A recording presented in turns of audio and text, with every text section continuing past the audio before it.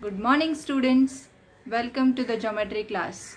Today we are going to start with 5th lesson quadrilaterals, and this lesson is very important for your 9th standard as well as 10th standard. Okay. So let's first see what all topics we are going to learn in this lesson. So we have learned about different types of quadrilaterals. Yes, so first we will learn about the parallelogram, then tests of parallelogram, it is nothing but theorems, then rhombus, then we are going to learn about rectangles, square, trapezium, and at the end we are going to learn about the midpoint theorem. Okay, so these are the topics which we are going to cover in this lesson. Now before starting with this lesson parallelogram, let's first recall few important concepts which you have learned in the 8th standard. Now let's first draw a figure. Here I have drawn a figure, and this figure is a closed figure, and this figure have how many vertices? Yes, 4 vertices: vertex A, vertex B, vertex C and vertex D. Similarly, it has how many sides? 4 sides: side AB, side BC, side CD and side AD. How many angles you can see here? Yes, 4 angles: angle A, angle B, angle C and angle D. So by the name of this figure itself you can say that chord means 4 and lateral means sides. So if the figure is having 4 sides, then you can say that this is a quadrilateral. So what you have in this figure? 4 vertices, 4 sides and 4 angles. How you can define this quadrilateral? Yes, all closed figures with 4 sides are called quadrilaterals. So this is the definition for quadrilateral. Now let's see some important components of this quadrilaterals. First we are going to see pairs of adjacent sides. Now what is the meaning of adjacent sides? When the sides have common vertex, then these two sides are called as adjacent sides. So here side AB and side BC, these two sides have common vertex as vertex B. So such type of sides are called as adjacent sides. So let's write down first pair, side AB and side BC. Similarly, you can consider side BC and side CD as adjacent sides. So next pair will be side BC and side CD. Then you can consider side CD and side AD. So that will be your third pair of adjacent sides. Now fourth pair will be side AD and side AB. So these are the 4 adjacent sides you got in the quadrilateral. Okay. Now always remember, you can write any way the sides, but try to write down in a clockwise direction or anti-clockwise direction, so that you will not miss out any of the side. Okay. Now let's see the pairs of adjacent angles. Now same way as the sides are there, you have adjacent angles. So angle A and angle B will be the first pair. Angle B and angle C is the second pair. Angle C and angle D is the third pair. And angle D and angle A is the fourth pair. So here we have 4 pairs of adjacent angles.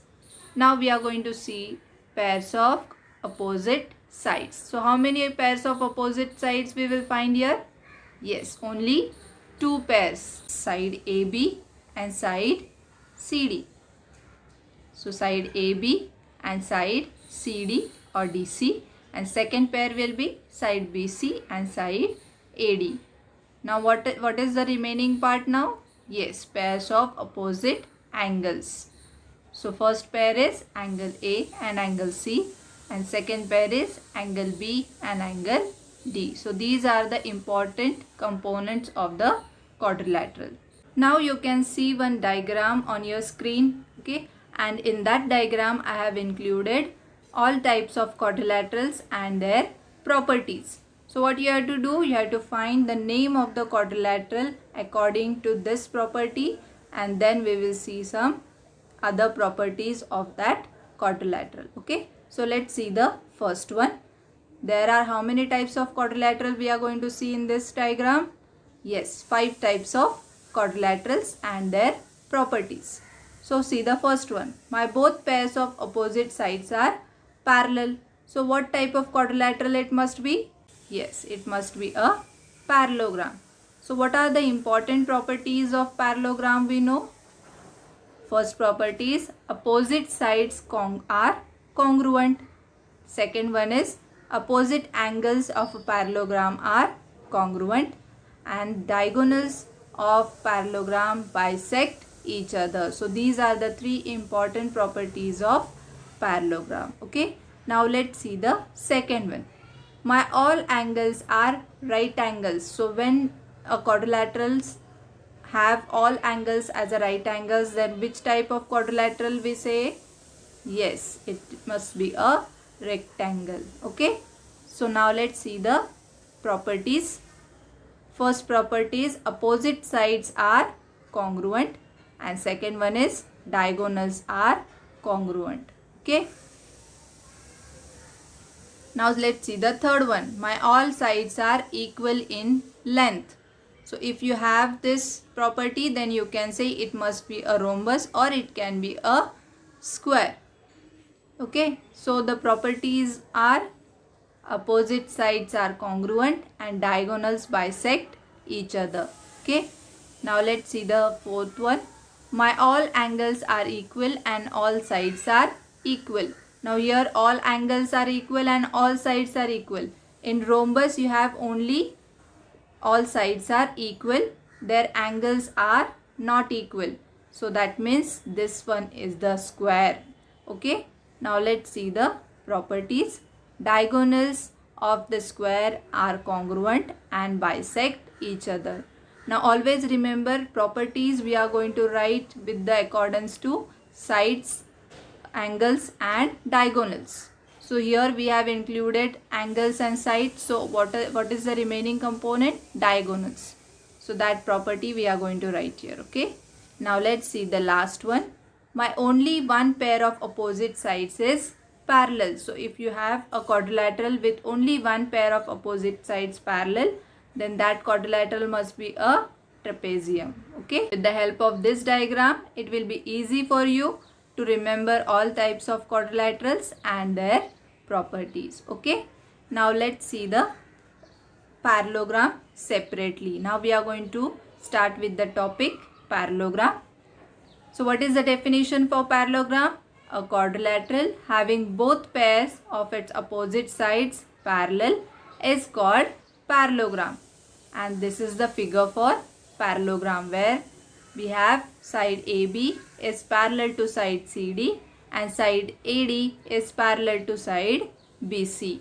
So this is called as parallelogram. Okay. So in this figure, quadrilateral ABCD is such that side AB is parallel to side DC and side AD is parallel to side BC. Okay. Now properties of parallelogram. Just now we have seen, we are going to just write it again. First property is about the sides. Opposite sides are congruent and parallel. And second property is about the angles. What you can say? Opposite angles are congruent. Diagonals bisect each other. And fourth property is adjacent angles are supplementary. So all these properties you have to remember. Okay. Now we are going to see two theorems based on these properties.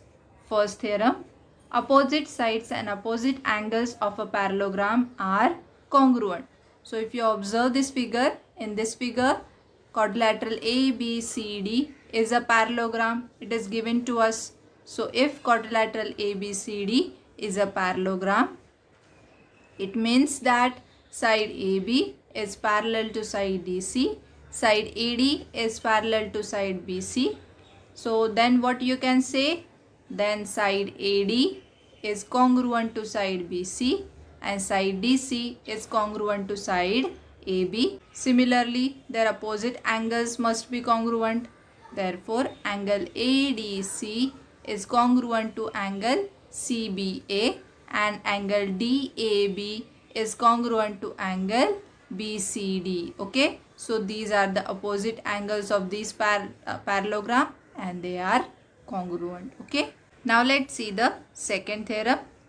Diagonals of a parallelogram bisect each other. So, first we will draw a parallelogram. Here I have drawn parallelogram PQRS. So, let's write the given part.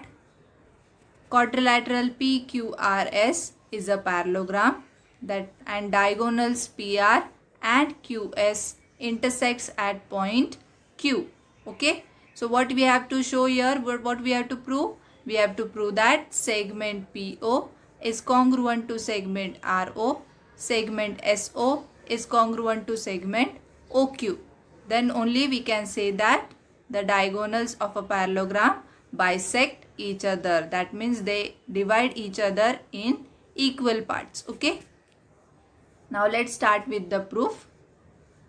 In triangle POS, now here 4 triangles we are having. We are going to consider any two. So in triangle POS and triangle ROQ, what you can say? Angle OPS is congruent to angle ORQ. Why? Because they are alternate angles. How they are alternate angles? So if you consider PS is parallel to QR as it is a parallelogram, so these opposite sides are parallel, and if you consider PR as a transversal, then you have angle OPS is congruent to angle ORQ. Okay. Now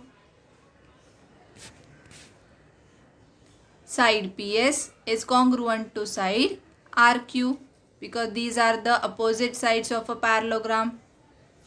Angle PSO is congruent to angle ORQO. Okay. So these are again alternate angles. PS is parallel to QR and here SQ is the transversal. So these two angles you will get as alternate angles.